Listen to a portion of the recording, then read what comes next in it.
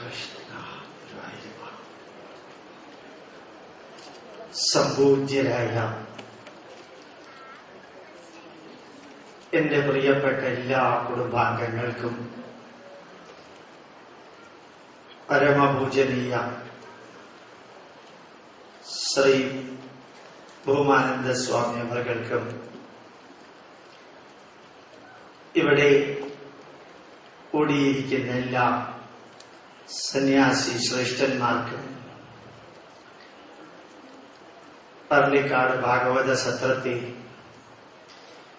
എന്നും സമുജ്വലമാക്കുന്ന പ്രവർത്തകർക്കും വിനീത പ്രണാമം. എല്ലാവർക്കും ഇന്ന് തികച്ചും വ്യത്യസ്തമായ ഒരു വിഷയം,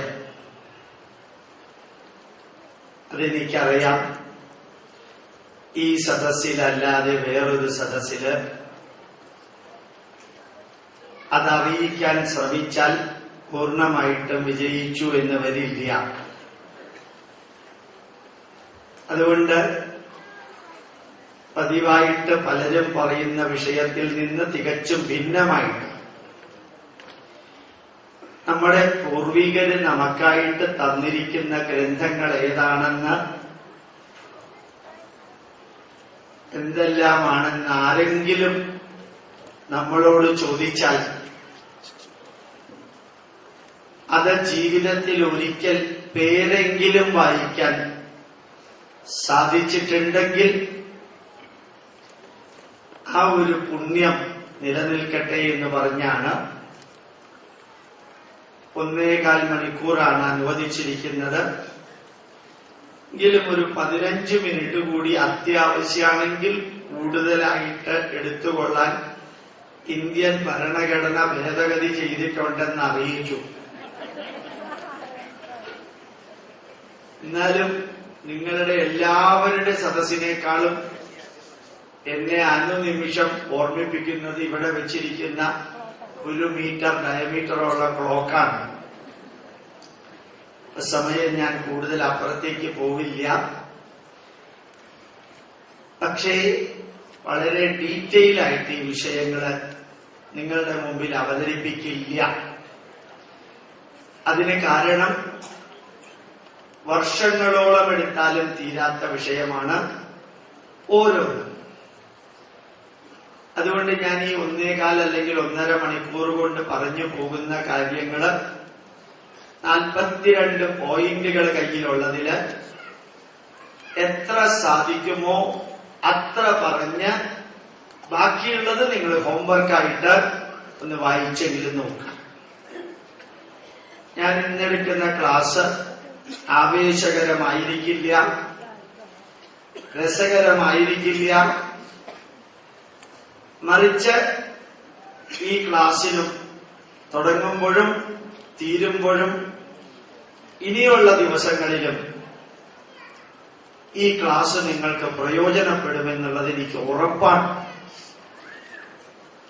ഈ 42 വിഷയങ്ങള് ഒരു പക്ഷേ ഗോപാലകൃഷ്ണൻ അല്ലാതെ വേറെ ആരും നിങ്ങളുടെ മുമ്പിൽ അവതരിപ്പിക്കില്ല. പ്രത്യേകിച്ചും ഇതുപോലെയുള്ള രീതികളില് ഇങ്ങനെയുള്ള വിഷയങ്ങൾ അവതരിപ്പിക്കില്ല. അപ്പൊ എനിക്ക് തോന്നി എല്ലാവരും ഭാഗവതത്തെക്കുറിച്ചും മഹാഭാരതത്തെക്കുറിച്ചും കൃഷ്ണനെക്കുറിച്ചും നമ്മുടെ ധർമ്മത്തെക്കുറിച്ചും എല്ലാം പറയുന്നു.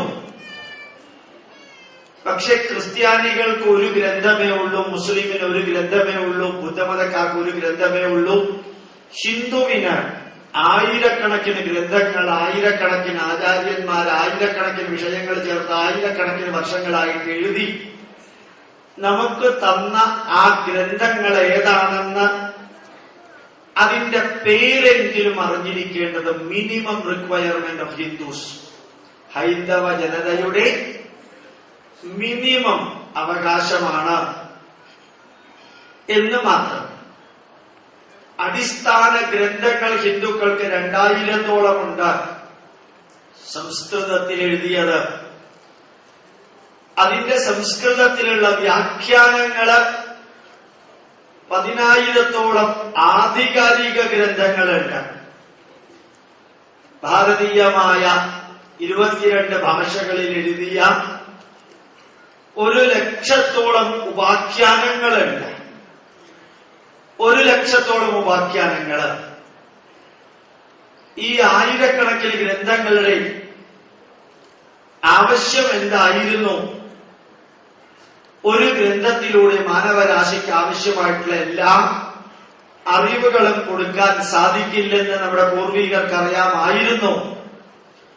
ഒരു ഗ്രന്ഥത്തിലൂടെ മാനവരാശിക്ക് ആവശ്യമായിട്ടുള്ള എല്ലാ അറിവുകളും കൊടുക്കാൻ സാധിക്കില്ല. ഒരു ആചാര്യൻ വിചാരിച്ചാലും മാനവരാശിക്ക് ആവശ്യമായിട്ടുള്ള എല്ലാ അറിവുകളും കൊടുക്കാൻ സാധിക്കില്ല. ഒരു കാലഘട്ടത്തിൽ എഴുതിയ ഗ്രന്ഥം എല്ലാ കാലഘട്ടത്തിലേക്കും ഒരേപോലെ ആപ്ലിക്കബിൾ ആവില്ല. ഒരു വിഷയമല്ല മനുഷ്യന് താല്പര്യമുള്ളത്.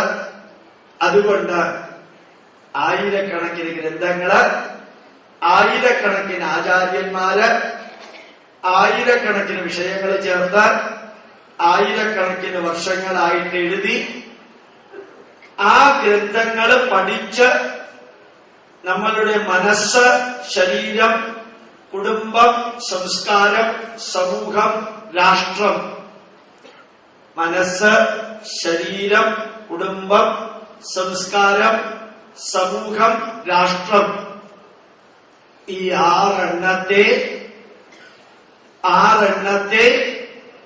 അസതോമാ സദ്ഗമയ, തമസോമാ ജ്യോതിർഗമയ, മൃത്യോർമാ അമൃതം ഗമയ, തിന്മയിൽ നിന്ന് നന്മയിലേക്ക്, ഇരുട്ടിൽ നിന്ന് വെളിച്ചത്തിലേക്ക്, അശാന്തിയിൽ നിന്ന് ശാന്തിയിലേക്കുള്ളൊരു പ്രയാണം. അതാണ് ഹൈന്ദവ ജനതയുടെ ജീവിതചര്യ. ജീവിക്കാൻ വേണ്ടിയുള്ള തയ്യാറെടുപ്പല്ല ജീവിതം. ജീവിതാനുഭവങ്ങളിലൂടെ കടന്നുപോകലാണ് ജീവിതം. Preparation for living is not life. Experience of living is life. ആ ജീവിതത്തിൽ സുഖവും ദുഃഖവും ഉയർച്ചയും താഴ്ചയും ലാഭവും നഷ്ടവും ചിരിയും കരച്ചിലും വരവും പോക്കും അഭിനന്ദനങ്ങളും അവഹേളനങ്ങളും ജനനവും മരണവും എല്ലാം ഉണ്ട്. അതെല്ലാം അനുഭവിച്ചുകൊണ്ട് ഡേറ്റ് ഓഫ് ബർത്തിനും ഡേറ്റ് ഓഫ് ഡെത്തിനും ഇടയ്ക്കുള്ള ഒരു കാവ്യ പുസ്തക പാരായണം. അതാണ് അനഘഗ്രന്ഥം. ഇതാരോ തന്നു, മർത്യന്റെ മുന്നിൽ തുറന്നു വെച്ചു. ആ ഗ്രന്ഥം ആസ്വദിച്ചിടണം ഓരോ വരിയും. ആനന്ദ സന്ദേശ രസമധുരം. ഇന്നോ നാളെയോ വിളക്ക് കെടുന്നു, പിന്നെയോ ശൂന്യമാം അന്ധകാരം. ആ അന്ധകാരം എന്ന മരണത്തിന് മുമ്പ് എനിക്കും നിങ്ങൾക്കും എത്രത്തോളം നമ്മുടെ ജീവിതത്തെ useful, purposeful, fruitful and meaningful ആക്കാൻ സാധിക്കുമോ, പ്രയോജനപ്രദമായൊരു ജീവിതം, ലക്ഷ്യബോധമുള്ളൊരു ജീവിതം, ഫലപ്രദമായൊരു ജീവിതം, അർത്ഥവത്തായൊരു ജീവിതമാക്കാൻ സാധിക്കുമെങ്കിൽ, ഓർമ്മിക്കുക, മഹാകവി ഉള്ളൂര് പറഞ്ഞതുപോലെ, നമുക്ക് നാമേ പണിവത് നാഗം നരകവും അതുപോലെ. നമ്മുടെ സ്വർഗവും നരകവും പുറത്തു നിന്ന് ആരുമല്ല തരുന്നത്, നമ്മുടെ തന്നെ കർമ്മത്തിന്റെ ഭാഗമാണ്. അതുകൊണ്ട് ജീവിത പ്രയാണത്തില് listening, watching, discussing, thinking and then practising, കഴിയുന്നത്രയും നന്മകളും തിന്മകളും കേൾക്കുക, നന്മകളും തിന്മകളും കാണുക, നന്മകളും തിന്മകളും ചർച്ച ചെയ്യുക, നന്മകളും തിന്മകളും ചിന്തിക്കുക. അതിൽ നിന്ന് നന്മകൾ ജീവിതത്തിൽ പകർത്തി ചരൈവേദി ചരൈവേദി ചരൈവേദി മുമ്പോട്ട് പ്രയാണം ചെയ്യുക. ഓർമ്മിക്കുക, താൻ നിരന്തരം ചെയ്യുന്ന കർമ്മങ്ങളുടെ ഫലങ്ങള്, താൻ നിരന്തരം ചെയ്യുന്ന കർമ്മങ്ങളുടെ പ്രതിഫലങ്ങള് താൻ അനുഭവിച്ചിടുകന്നേ വരും എന്ന ആ ഉജ്ജ്വലമായ സന്ദേശം നമ്മുടെ മനസ്സിലുണ്ടാവട്ടെ എന്ന് പ്രാർത്ഥിച്ച്, നമ്മുടെ പൂർവികരെഴുതിയ ഗ്രന്ഥങ്ങൾക്ക് ഒരു ലക്ഷ്യമേ ഉണ്ടായിരുന്നുള്ളൂ: നമ്മളുടെ ജീവിതത്തെ തിന്മയിൽ നിന്ന് നന്മയിലേക്ക്, ഇരുട്ടിൽ നിന്ന് വെളിച്ചത്തിലേക്ക്, അശാന്തിയിൽ നിന്ന് ശാന്തിയിലേക്ക് കൊണ്ടുപോകാൻ.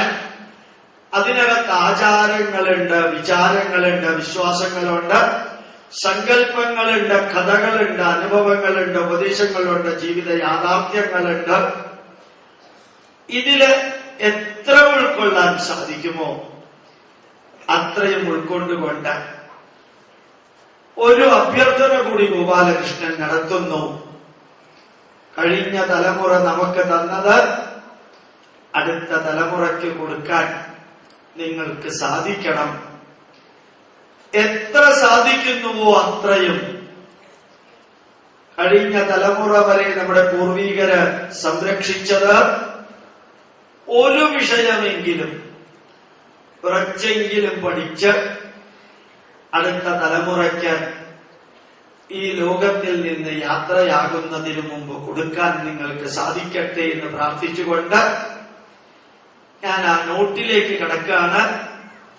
ആദ്യം തന്നെ ഓർമ്മിപ്പിക്കുന്നു, 1, 2, 3, 4 സ്പെല്ലിംഗ് മിസ്റ്റേക്ക് അതിനകത്തുണ്ട്. ജീവിതത്തിലെ പ്രയാണത്തിൽ ലഭിക്കുന്ന സമയത്തിന്റെ ഉള്ളിലിരുന്നുകൊണ്ട് ചെയ്യാൻ സാധിക്കുന്നത് ചെയ്യുമ്പോൾ പറ്റുന്ന ഒരു അബദ്ധമാണ് എന്ന് ന്യായീകരിക്കുന്നില്ല. ഇനി വരുന്ന നോട്ടുകളിലും ഇതേപോലെയുള്ള നോട്ടീസിലും ഇനിയും തെറ്റുണ്ടാവും എന്നുകൂടി ഓർമ്മിപ്പിക്കുന്നു. കഴിയുന്നത്രയും ഒഴിവാക്കാൻ ശ്രമിക്കാറുണ്ട്, പറ്റാറില്ല പലപ്പോഴും. 2 ബണ്ടില് നോട്ട് കൊണ്ടുവന്നതിൽ ഒരു ബണ്ടില് തന്നെ മാറിപ്പോയി. എല്ലാവർക്കും നോട്ട് കിട്ടിയോ ഇല്ലയോ എന്ന് അറിഞ്ഞൂടാ. കിട്ടാത്തവരുണ്ടെങ്കിൽ കൈ ഉയർത്തണം. അവിടെ നിന്ന് തരുമെന്ന് തോന്നുന്നു. ഇനി ഞാൻ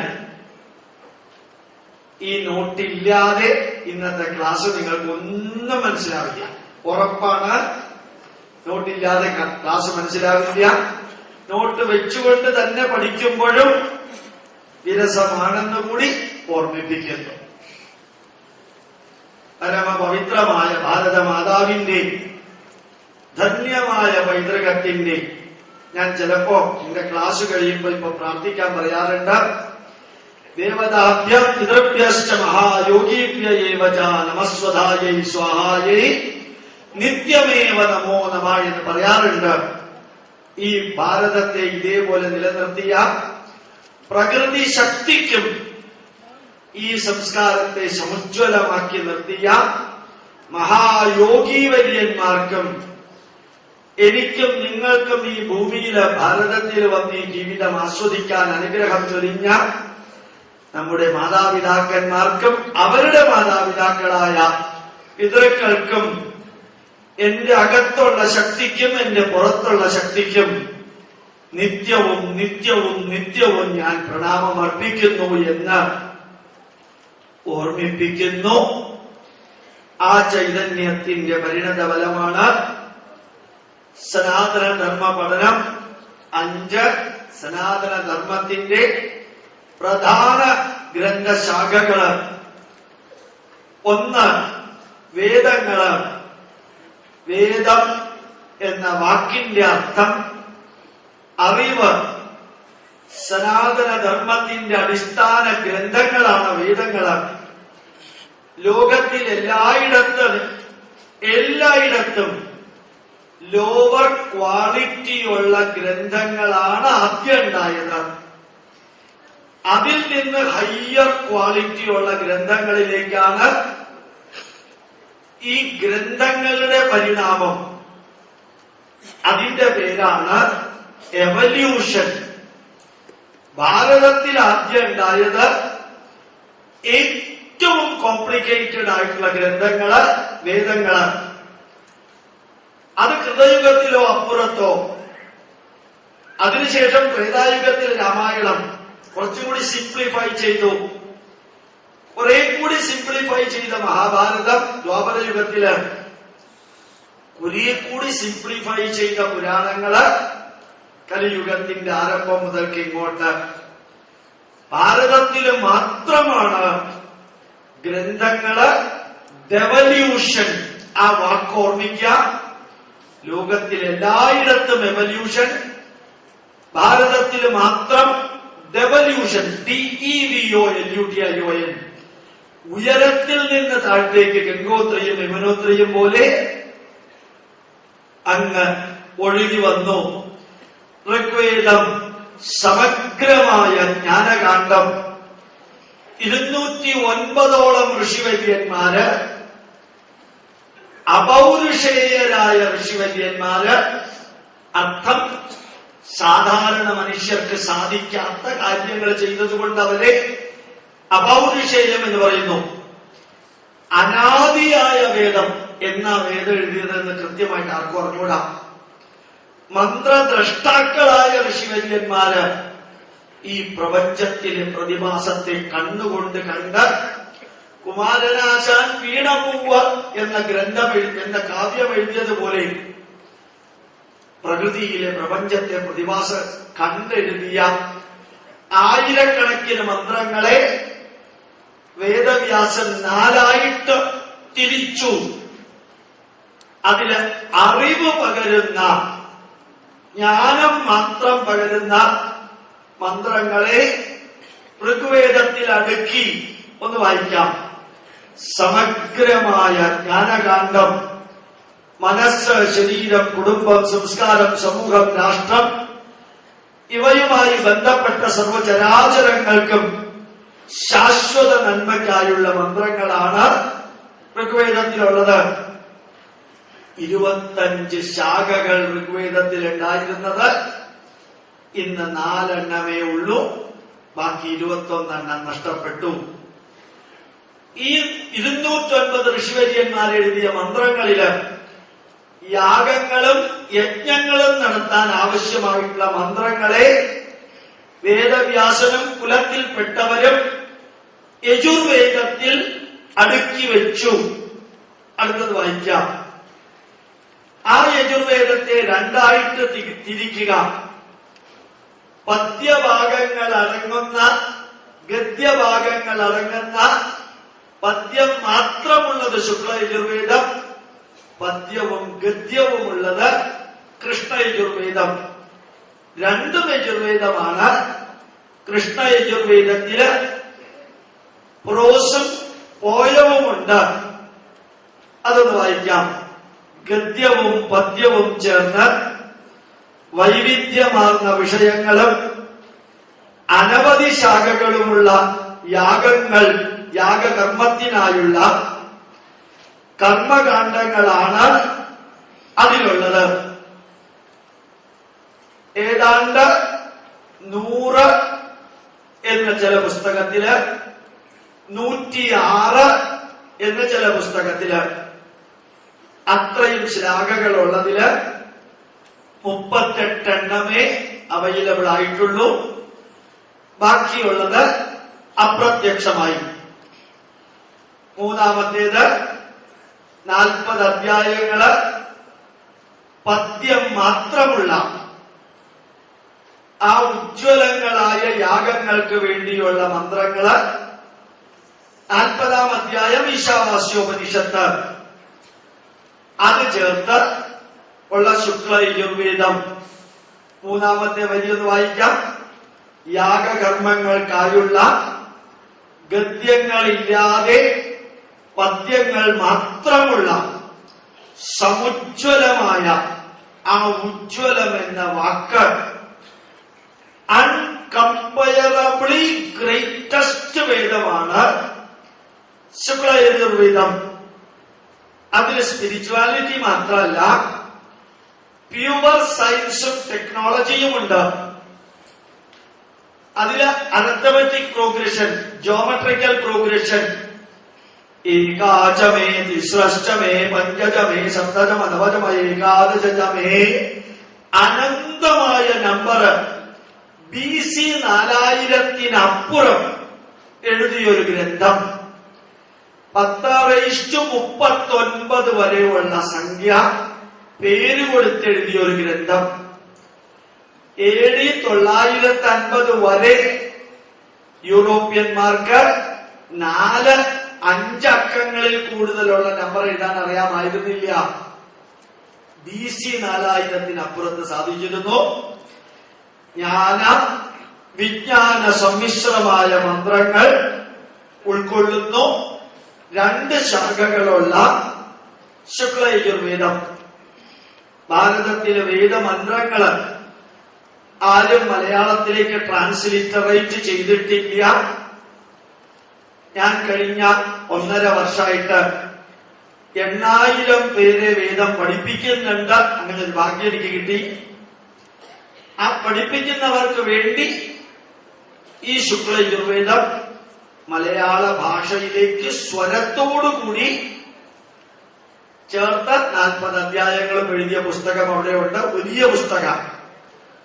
ആരും ഇന്ത്യയിലെ റീജിയണൽ ലാംഗ്വേജിലേക്ക് വേദത്തിനെ സ്വരത്തോടുകൂടി